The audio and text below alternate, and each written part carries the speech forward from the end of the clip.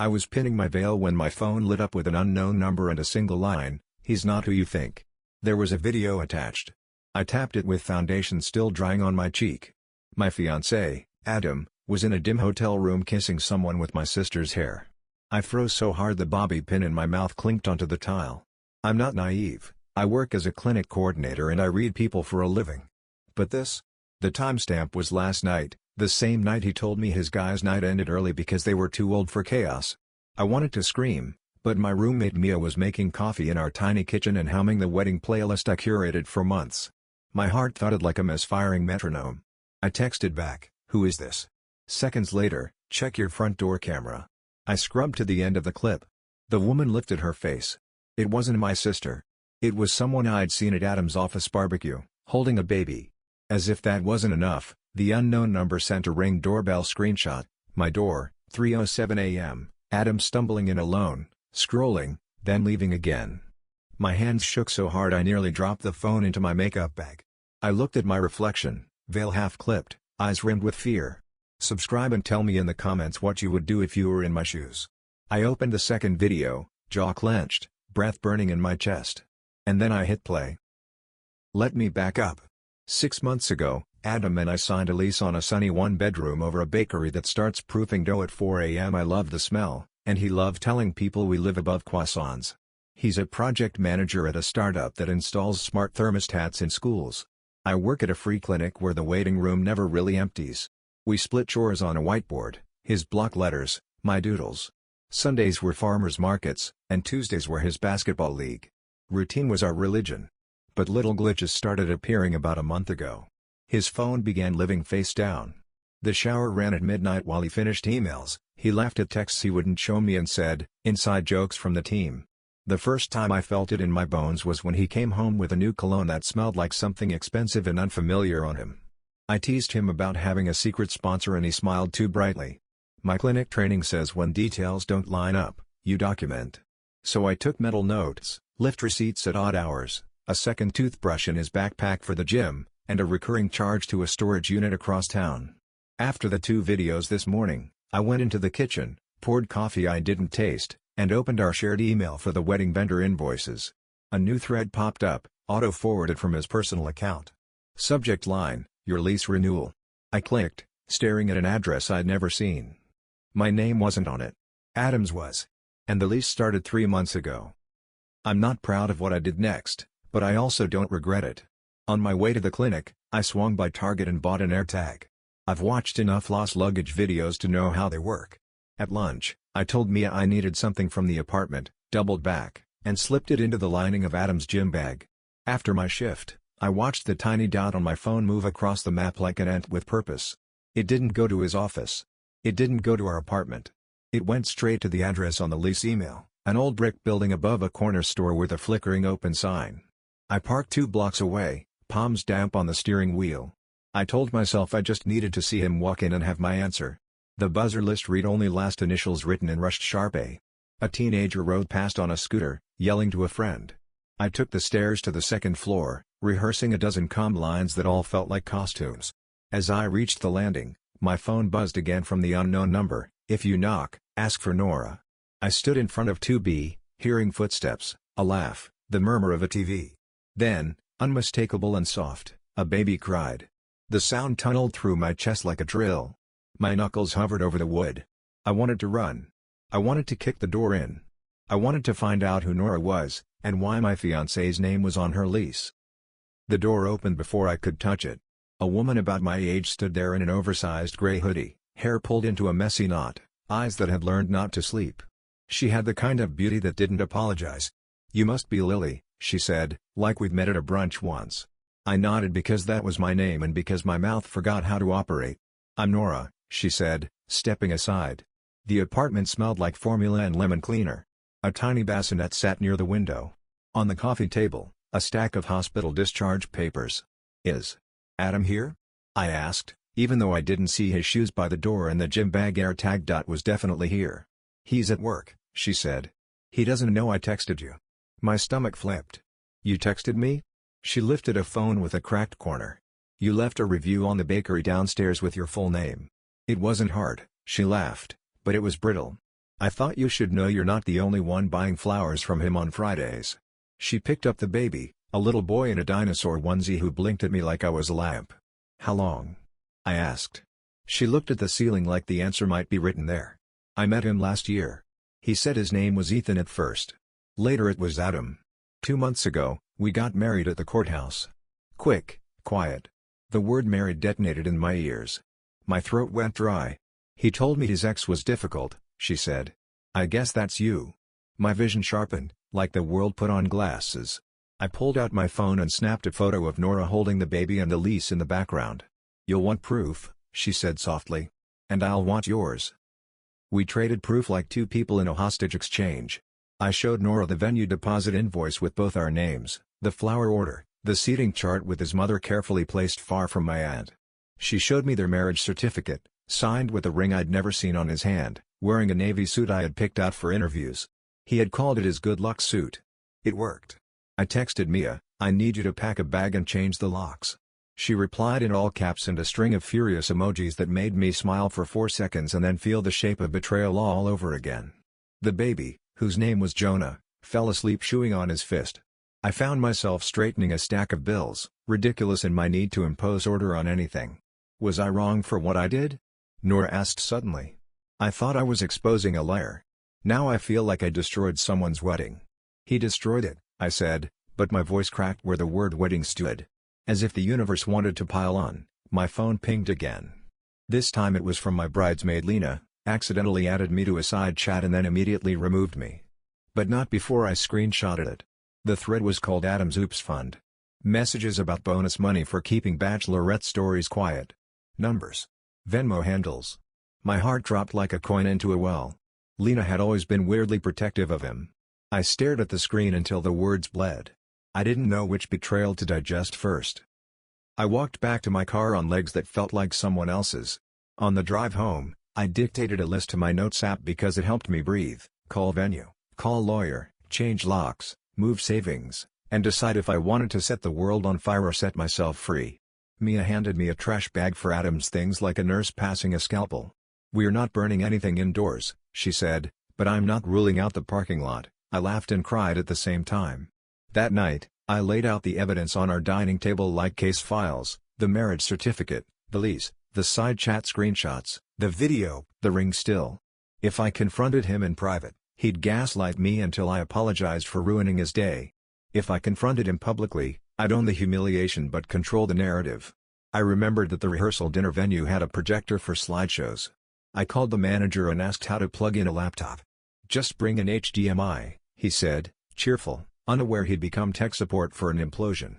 At 8 p.m., my doctor called with lab results I had been waiting on for a different reason. I was pregnant.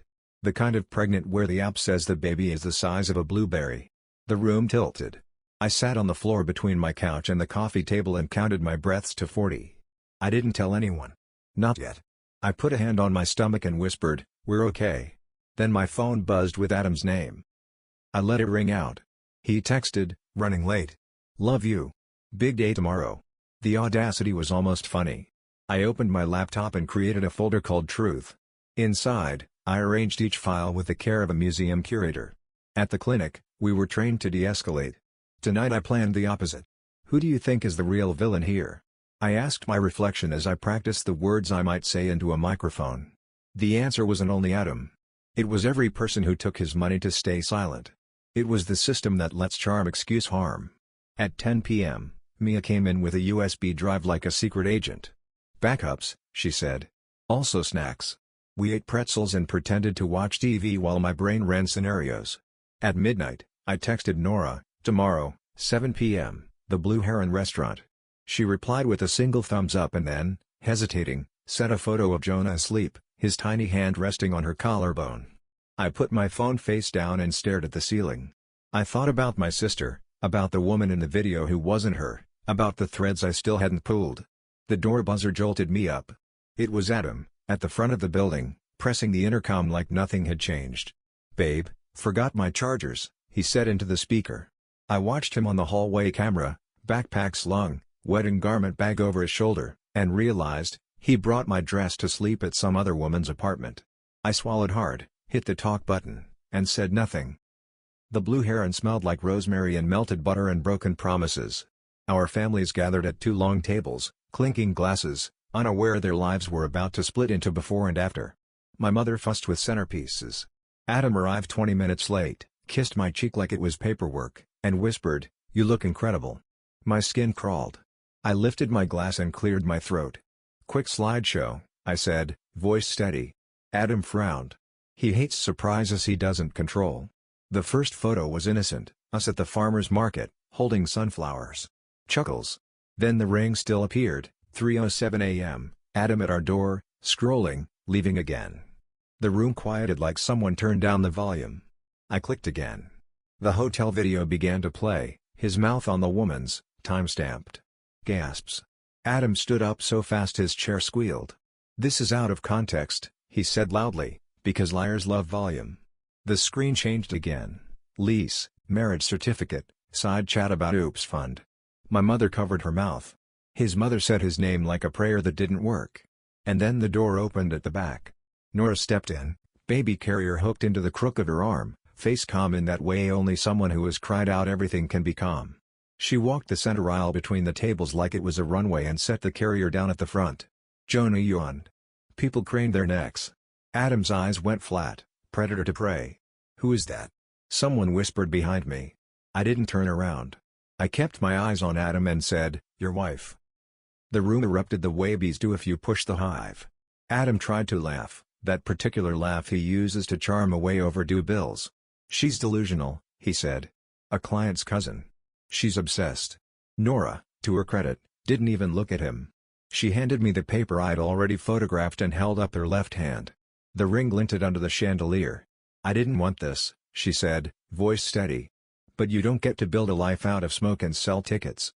Adam's boss was there, small world, because his wife is a friend of my aunt. He tugged at his beard and said quietly to Adam, "We'll talk Monday." Translation, "Don't come back." My grandmother stood like a general. "You apologize to the women," she snapped, steel in her spine at 81. Adam reached for the baby like he was grabbing a life jacket. Jonah started to fuss. I moved between them without thinking. "Don't touch him," I said. My hands didn't shake. It was strange to feel powerful while everything broke. I looked at our guests, faces I loved and faces I tolerated, and I told the truth. How the screenshots appeared. How the AirTag moved. How the money flowed into silence. Was I wrong for bringing this to light here? I asked, and I meant it. My dad, who rarely speaks at family things, said, "Infection needs air." Adam opened his mouth, closed it, opened it again. And then the head of HR from his company, who I didn't even know was invited, stood, said, "We'll arrange his exit. This is unacceptable." The final illusion cracked. Adam's mask fell, and underneath it was a stranger. Afterward, the Blue Heron became a hallway of whispers.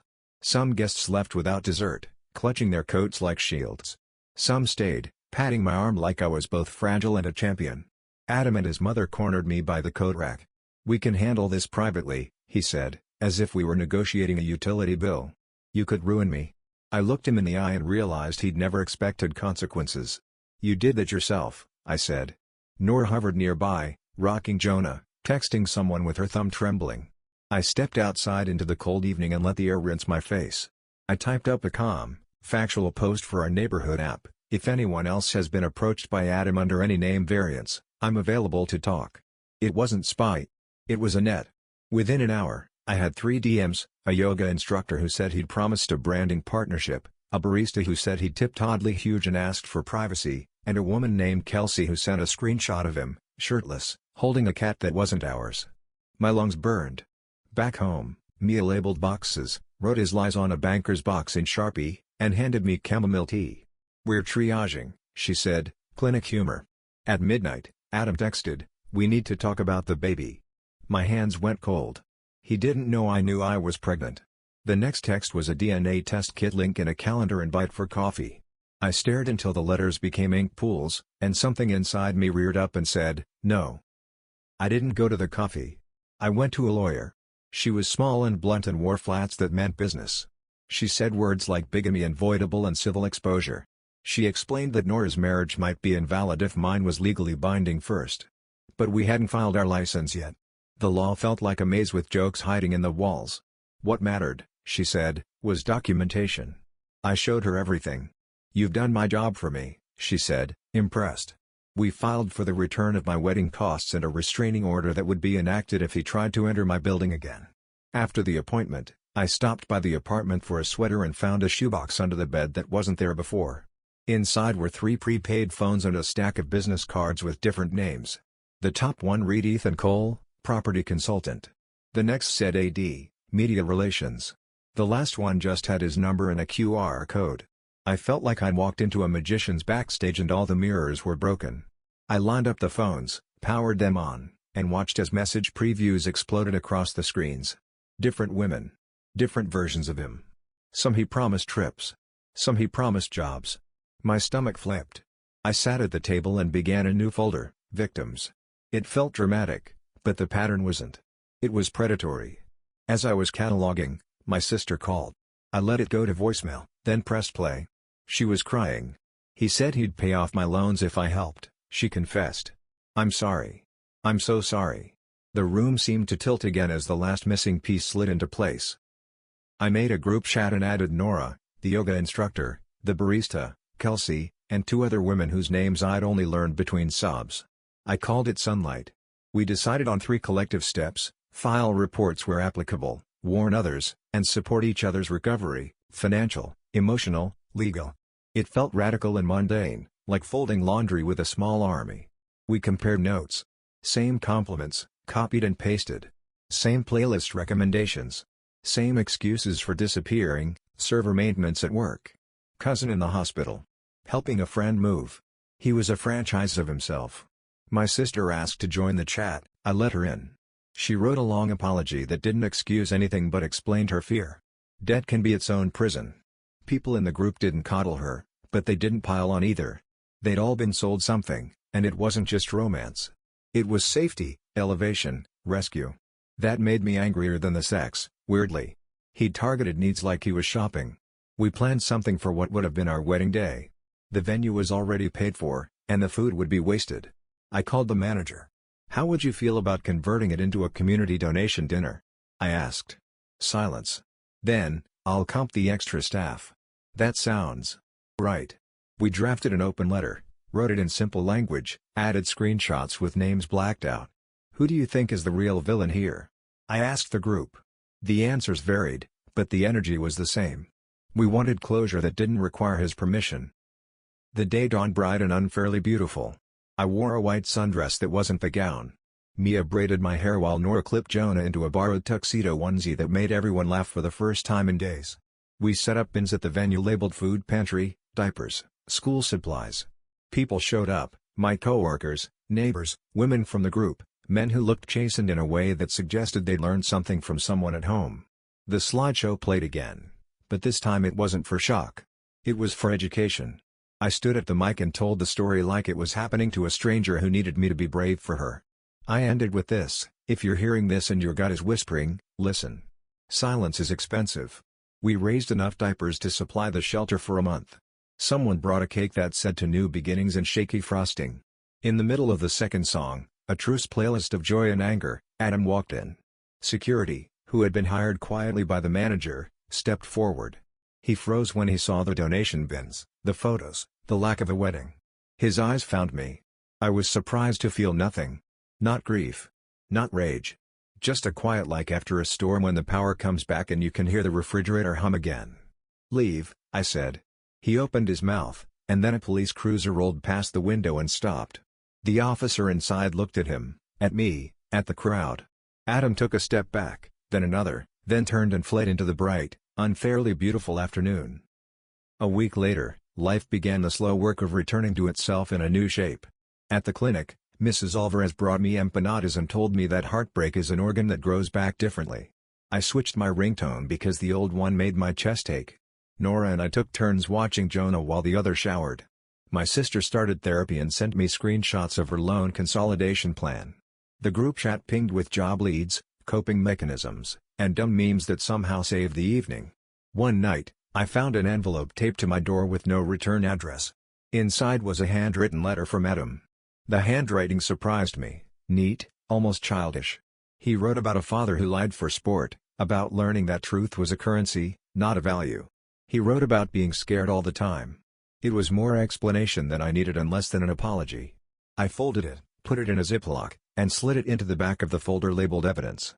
Forgiveness wasn't the goal, clarity was. I sat on my couch, hand on the small swell of my belly, and asked out loud, was I wrong for any of this? The room didn't answer. But the air felt lighter. I won't romanticize it. There were nights I woke up angry at 3 a.m. There were mornings I listed every red flag I'd ignored. There were moments I wanted to call him just to say one more line that would finally win the argument I should never have had to have. Healing isn't cinematic.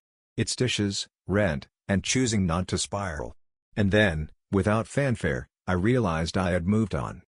This is the part where people want a tidy bow. I can't give you that, but I can give you what I learned. Secrets grow best in private rooms. Shame waters them. Community dries them out. If someone shows you a pattern, believe the pattern. If you're tempted to call chaos chemistry, check the receipts in the timestamps. Love is not a scavenger hunt for red flags cute enough to keep. Was I perfect? No. Did my anger scorch a few edges that could have stayed soft? Probably. Who do you think is the real villain here? Maybe it isn't a person as much as it is the story we sell ourselves about how good people don't do bad things. They do. Sometimes they do them beautifully. I kept the sundress. I donated the gown. Mia still labels my leftovers because she doesn't trust my Tupperware math. Nora texts me photos of Jonah's new teeth. My sister sent me a screenshot of her zero balance. The group chat renamed itself Aftercare. I put the AirTag into my keys, where it belonged. The smell of bread still rises through my window at 4 a.m., and most mornings I wake up grateful. Not for what happened, but for the way it made me choose myself. If someone listening is standing at a door with their knuckles raised, wondering whether to knock, this is me whispering back through the wood, you already know. Trust that. If you enjoyed this story, don't forget to subscribe, hit the like button, and stay tuned for the next drama.